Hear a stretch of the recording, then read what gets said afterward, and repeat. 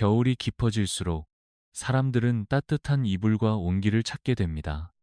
하지만 그 차가운 계절 한가운데 눈 속에서도 조용히 꽃을 피우는 나무가 있다는 걸 아시나요? 강원도 깊은 산골짜기, 눈이 허리까지 쌓인 어느 마을 마당 한켠에 할아버지 한 분이 조용히 지켜온 나무 한 그루가 있습니다. 그 나무는 봄이 오기 전 다른 나무들이 아직 잠든 사이에 먼저 피어납니다. 열매는 부드럽고 짙은 보라색이며 손끝만 스쳐도 쉽게 터져버릴 만큼 연약합니다. 마치 존재해서는 안 될 것 같은 이 과일은 실제로 대부분의 사람들에게 잊혀졌습니다. 이름도 생소한 이 과일은 설매실 혹은 겨울자두라 불렸습니다. 오래전엔 동네 어르신들이 그 열매를 차로 끓여 마시며 기운을 북돋곤 했습니다. 하지만 지금은 마트 어디에서도 시장 골목에서도 찾아볼 수 없습니다. 우리는 왜 이런 소중한 과일을 잊게 되었을까요? 그리고 지금 이 순간 왜 다시 이 나무를 이야기해야 할까요? 오늘은 오랫동안 잊혀졌던 이 보랏빛 열매의 진짜 이야기를 들려드리려 합니다.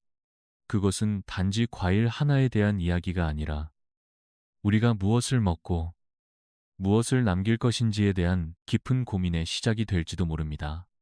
그 열매에 대한 이야기를 이어가기 위해서는 먼저 그 나무의 생명력부터 들여다봐야 합니다.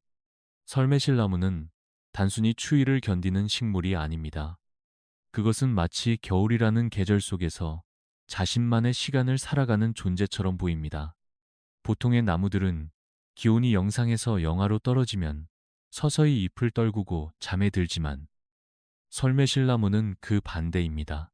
눈이 쌓이고 바람이 매서워질수록 이 나무는 오히려 조용히 꽃망울을 키웁니다. 대부분의 과일나무가 영하 2도씨만 되어도 꽃이 시들고 잎이 타버리는 것과 달리 이 나무는 영하 19도까지도 꽃을 피운 채 버텨냅니다. 가지는 영하 53도에서도 얼지 않고 생명을 유지합니다. 강원도 태백이나 평창처럼 겨울 내내 눈이 쌓이는 지역에서도 꿋꿋하게 자라며 오히려 그 추위를 자양분 삼아 더 깊은 색의 열매를 맺습니다. 이 나무는 누가 돌보지 않아도 스스로의 힘으로 버팁니다.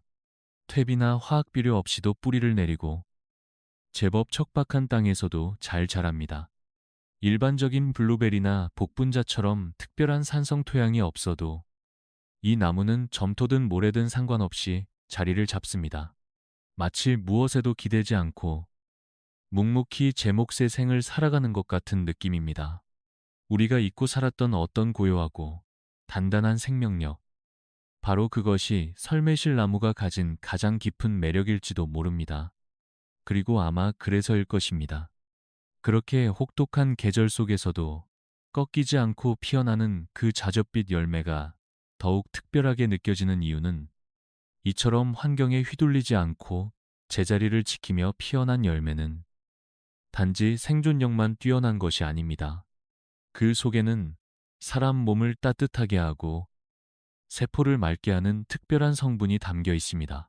겉보기에는 단순한 보랏빛 열매처럼 보일지 모르지만 그 과육을 잘라보면 깊은 자주색이 과일 안쪽까지 진하게 퍼져 있는 것을 볼 수 있습니다. 블루베리나 복분자처럼 껍질에만 색이 있는 일반적인 열매들과 달리 설매실은 속살까지 짙은 색을 품고 있습니다. 바로 그 색 안에 안토시아닌이라는 천연 항산화 물질이 고농도로 들어 있습니다. 그 중에서도 C3지라 불리는 성분은 세포 속 염증을 줄이고 혈관을 건강하게 유지해주는 작용을 한다고 알려져 있습니다. 서울대학교 병원에서 발표된 자료에 따르면 일반적인 블루베리에 포함된 안토시아닌 함량이 100g당 약이 100mg 수준인 반면 설매실은 품종에 따라 4배에서 7배까지 더 높은 수치를 보인다고 합니다.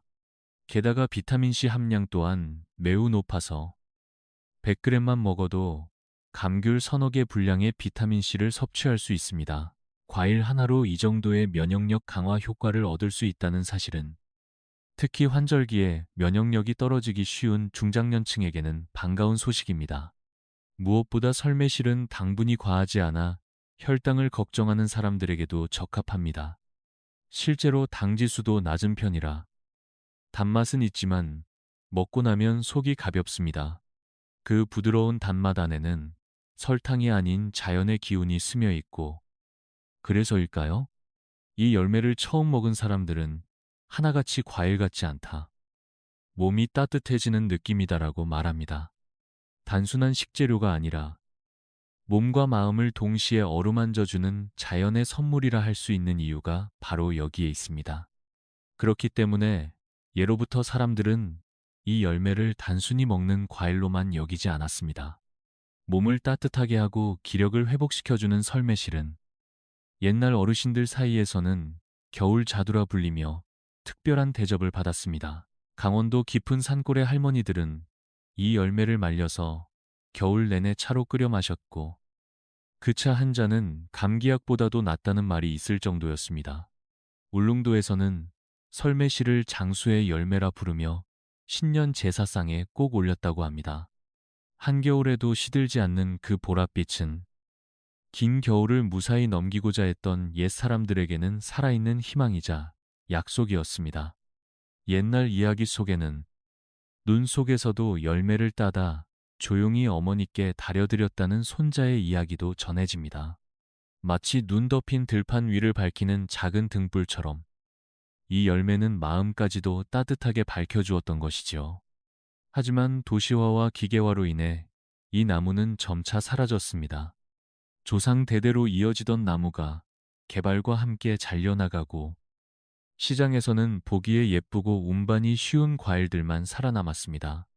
그렇게 설매실은 사람들의 기억에서 멀어졌고, 오랜 세월이 흐르는 동안 그 이름조차 생소해졌습니다. 그러나 우리가 이 열매를 다시 떠올리는 것은 단지 향수를 위해서만이 아닙니다.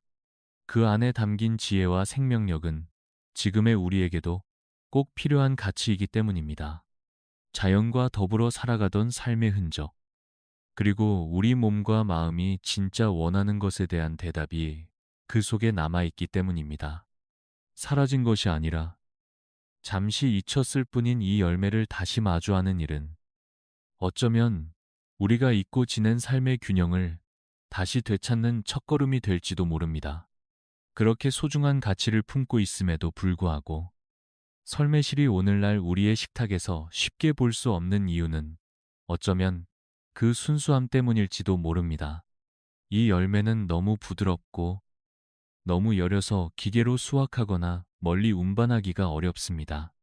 일반적인 과일처럼 단단한 껍질이 없어 박스에 담으면 아래쪽 열매가 금세 터지고 맙니다. 유통 과정에서 쉽게 손상되다 보니 대형 마트나 도매시장에서는 이 열매를 아예 외면해 왔습니다. 보기 좋은 모양과 긴 유통기한, 그리고 기계화된 수확과 포장에 적합한 구조만이 선택되는 지금의 농업 시스템 속에서 설매실은 그 기준에 맞지 않는 불편한 존재였던 것입니다. 하지만 이 불편함이야말로 우리가 그동안 잊고 지낸 진짜 맛과 향, 그리고 자연의 시간을 되돌아보게 해줍니다. 복분자나 오디처럼 과거엔 흔했지만 이제는 찾아보기 힘든 과일들이 하나둘씩 사라져가는 사이 설매실도 조용히 자취를 감췄습니다.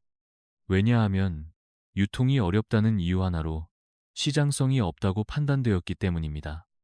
우리가 먹는 과일이 점점 더 달고 예쁘고 오래 보관되는 방향으로만 진화하는 동안 몸을 따뜻하게 해주고 깊은 향을 전해주던 열매는 점점 뒷전으로 밀려났습니다.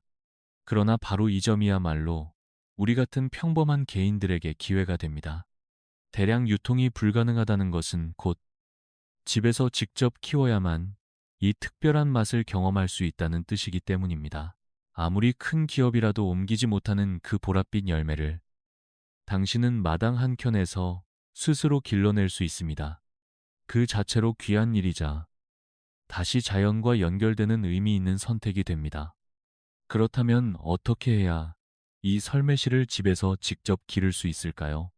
다행히도 이 나무는 생각보다 훨씬 순하고 키우기 쉬운 편에 속합니다. 가장 중요한 점은 씨앗으로 키우지 말아야 한다는 것입니다. 설매실은 씨앗으로 키우면 원래의 특성을 제대로 이어받지 못하고 열매를 맺기까지 오랜 시간이 걸립니다. 따라서 반드시 전문 농원에서 묘목 상태의 어린 나무를 구입하는 것이 좋습니다. 나무시장이나 서울식물원, 더나무 같은 곳에서는 품질이 검증된 보라실, 청미, 블루퍼시픽 같은 품종을 어렵지 않게 구할 수 있습니다. 한 가지 더 중요한 사실은 설매실은 혼자 심으면 열매가 맺히지 않는다는 점입니다. 반드시 서로 다른 두 품종을 함께 심어야 꽃가루바지가 이루어져 열매가 열립니다. 예를 들어 보라실을 심었다면 청미나 블루퍼시픽 중 하나를 함께 심어주는 것이 좋습니다. 심는 시기는 보통 봄이 시작되기 직전인 3월 중순부터 4월 초 사이가 가장 적절하며 가을에는 10월 중순 이후가 좋습니다. 땅은 특별히 손질하지 않아도 되고 점토든 모래든 가리지 않고 잘 자랍니다. 따로 비료를 주지 않아도 되고 병충해에도 강해 별도의 방제 작업 없이도 충분히 건강하게 자랄 수 있습니다. 햇빛이 잘 드는 곳이라면 베란다나 작은 마당 한켠에서도 키울 수 있습니다. 뿌리가 깊지 않아 화분 재배도 가능하지만 물 빠짐만 잘 되도록 관리해주면 됩니다. 심고 나서 2, 3년이면 열매를 맺기 시작하고 한번 자리를 잡으면 50년 가까이도 함께할 수 있는 나무가 됩니다. 복잡한 기술이나 장비 없이도 누구나 손쉽게 시작할 수 있다는 점이 이 나무의 또 다른 매력입니다. 무엇보다 내가 직접 돌보고 자란 나무에서 맺힌 열매를 따는 기쁨은 마트에서 사온 그 어떤 과일보다도 깊은 만족감을 안겨줄 것입니다. 이처럼 누구나 손쉽게 키울 수 있고 몸에도 이로운 설매실은 단지 과일 한 종류를 넘어서 삶의 태도를 바꾸는 계기가 될 수 있습니다. 마트에서 보기 좋은 모양의 과일을 고르던 손길이 이제는 마당 한켠의 가지 끝에 열린 작고 소박한 열매로 향하게 됩니다. 직접 물을 주고 싹이 트는 걸 기다리고 꽃이 피고 열매가 맺히는 과정을 지켜보며 계절의 흐름을 몸으로 느끼게 됩니다. 그렇게 시간을 함께 쌓은 나무는 단순한 식물이 아니라 우리 삶의 한 부분이 되어갑니다. 바쁘고 복잡한 일상 속에서도 아침에 창문을 열어 나무의 변화를 바라보는 그 짧은 순간이 마음의 여유를 불어넣어 줍니다. 어쩌면 그것이야말로 지금 우리에게 가장 필요한 치유일지도 모릅니다. 설매실은 조용히 그 자리를 지키며 말없이 우리에게 건강과 평온함을 건넵니다. 그리고 우리는 그 보답으로 물을 주고 눈길을 건네며 함께 시간을 살아갑니다. 이렇게 함께 나이 들어가는 한 그루의 나무는 당신의 삶에 오래도록 남을 따뜻한 기억이 되어줄 것입니다. 그렇게 설매실 나무와 함께하는 시간은 단순한 원예 활동을 넘어 우리가 잊고 지냈던 자연과의 연결을 되찾는 길이 됩니다. 이 나무를 심는다는 것은 단지 열매를 얻기 위함이 아니라 잃어버린 계절의 감각과 마음의 균형을 다시 세우는 일일지도 모릅니다. 이웃들은 여전히 반짝이는 포장지에 쌓인 과일을 사기 위해 먼 도시의 마트로 향할지 모르지만 당신은 아침 햇살 아래에서 가지마다 맺힌 보랏빛 열매를 직접 손에 쿰 수 있습니다. 그 순간의 만족감은 어떤 값비싼 과일도 줄 수 없는 깊은 감동이 됩니다. 산업화된 농업이 포기한 열매, 유통이 불가능하다는 이유로 시장에서 사라진 과일을 우리는 다시 키워낼 수 있습니다. 누구의 허락도 필요하지 않습니다. 작지만 단단한 선택으로 우리의 식탁과 마음을 다시 채워나갈 수 있습니다. 만약 오늘 당신의 손에 한 그루의 설매실나무 묘목이 쥐어진다면 그것은 단지 한 그루의 나무가 아니라 당신이 자연과 다시 맺는 조용한 약속이 될 것입니다. 그 약속이 계절을 지나 세월을 견디며 언젠가 손자에게 물려줄 수 있는 이야기가 된다면 그것만으로도 충분하지 않을까요?